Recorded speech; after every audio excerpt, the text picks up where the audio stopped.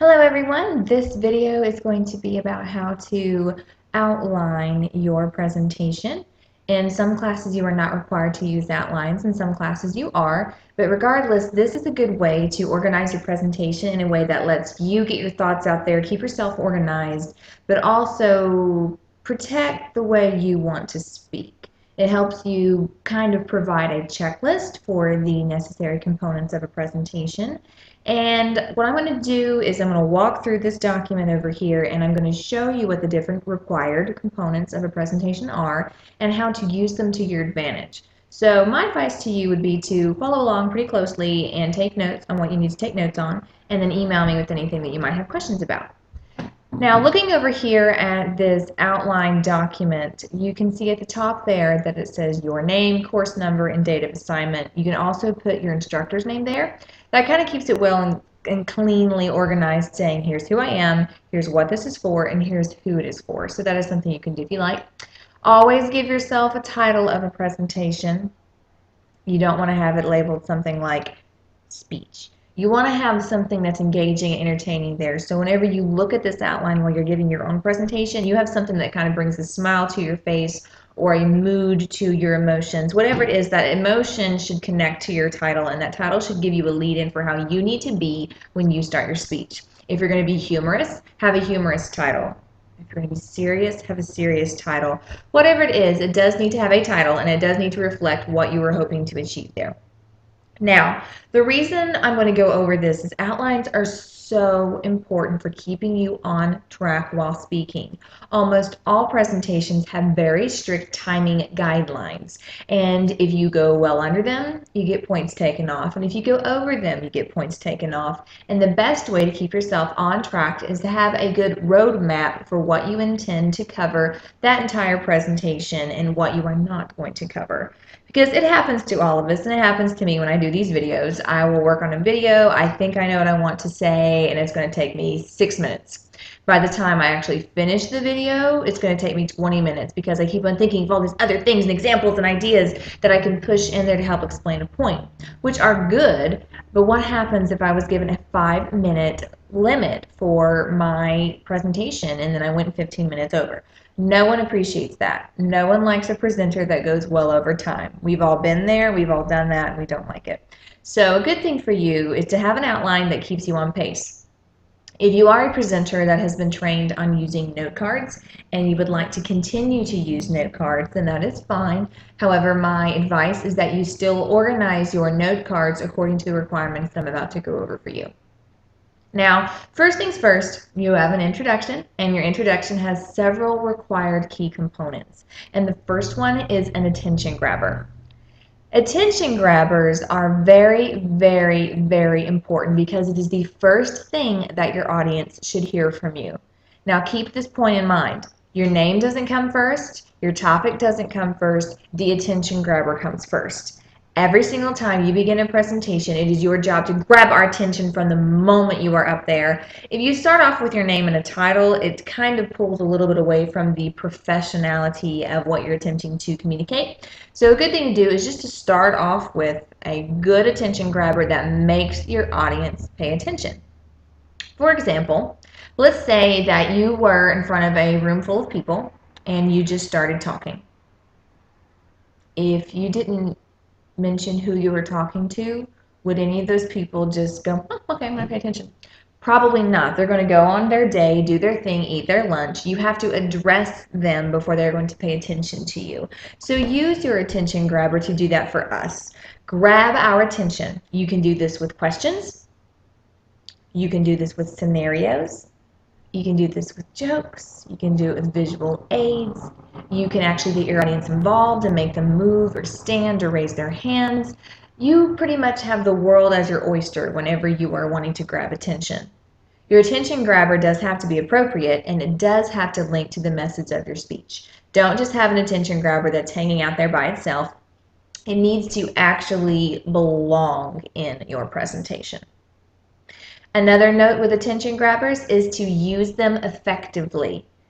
I had a student who recently gave a presentation on some antibiotic resistance that's going around in the United States, and she started off her presentation with a pretty good question. And the question was, how many of you do you think are going to be affected by any type of infection or disease or virus in the next 5 years? And how many of those do you think you can use antibiotics for? Well, those were good questions, but she didn't deliver them that way. She delivered them. How many do you think that you're going to be infected by something in the next 3 to 5 years? And how many do you think is resistant to a bacteria? That's what she gave us. And if you're terrified and your attention grabber, your audience isn't going to catch up with you. So what I want you to do before you give a presentation is, of course, practice it, but take a few minutes to just breathe and get yourself used to what you are trying to convey to us. That attention grabber is the first thing that you are giving us as your audience members. So make sure it is something as effective and that you sell the idea with your voice, your pace, and your nonverbal communication. So if you have a thought question for us, let us think about it. If you want us to actually participate and answer a question, give us time to answer.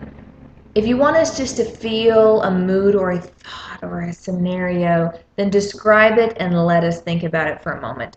Don't rush through it. You will be tempted to rush through it because it's the first part of your speech and you're nervous.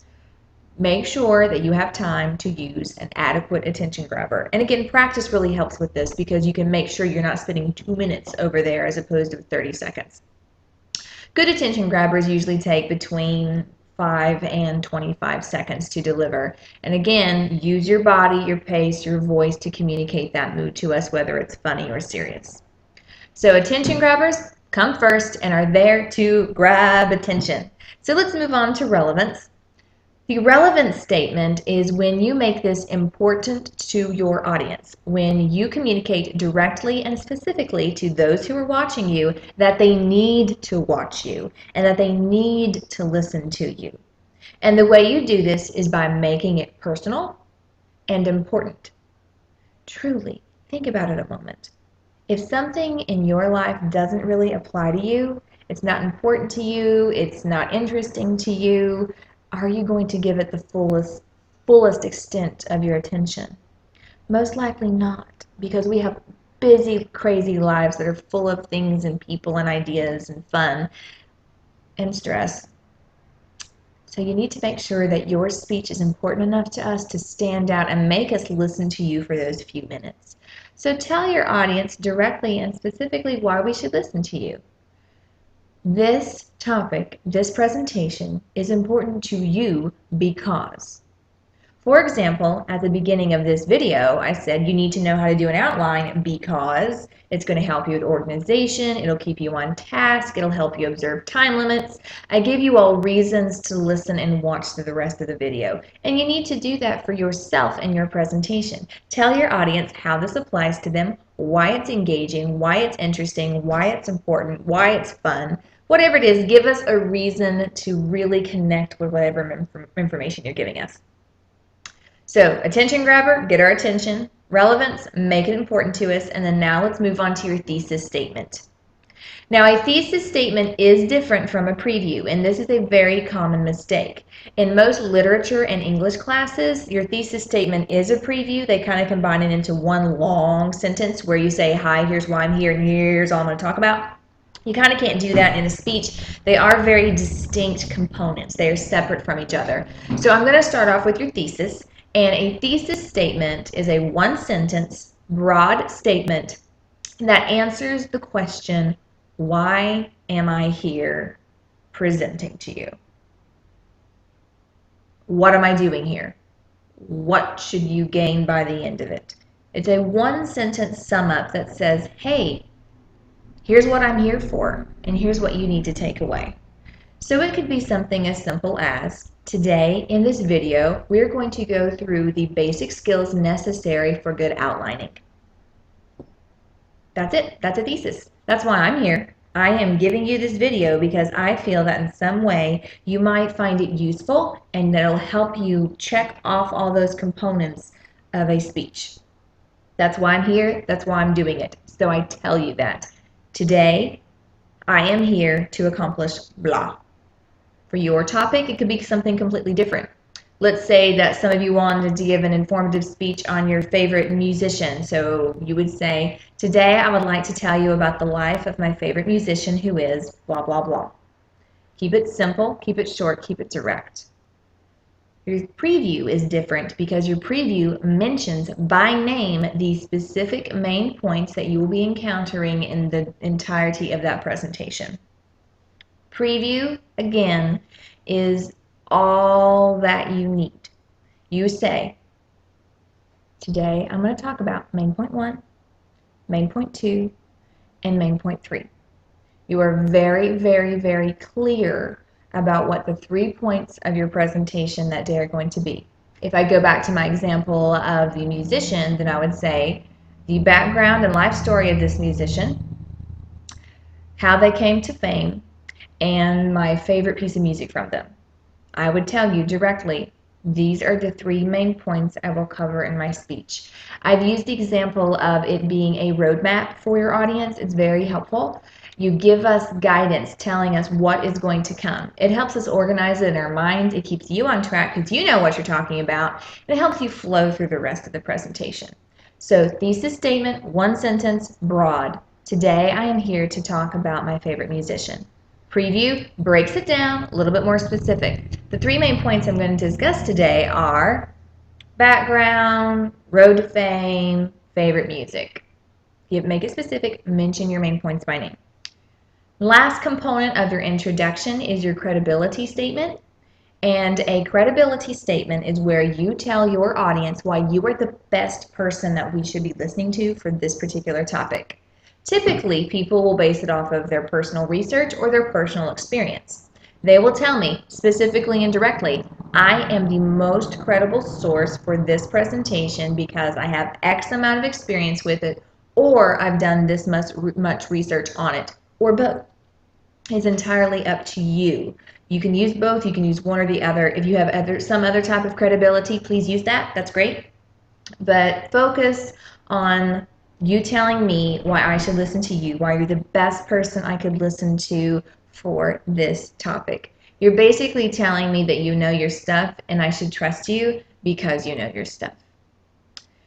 Now, this video is about reached its max limit for timing with our wonderful Screencast-O-Matic, so I'm going to stop it at that point for your introduction. The next video will talk about the body of your presentation, transitions, and your conclusion. Thank you so much.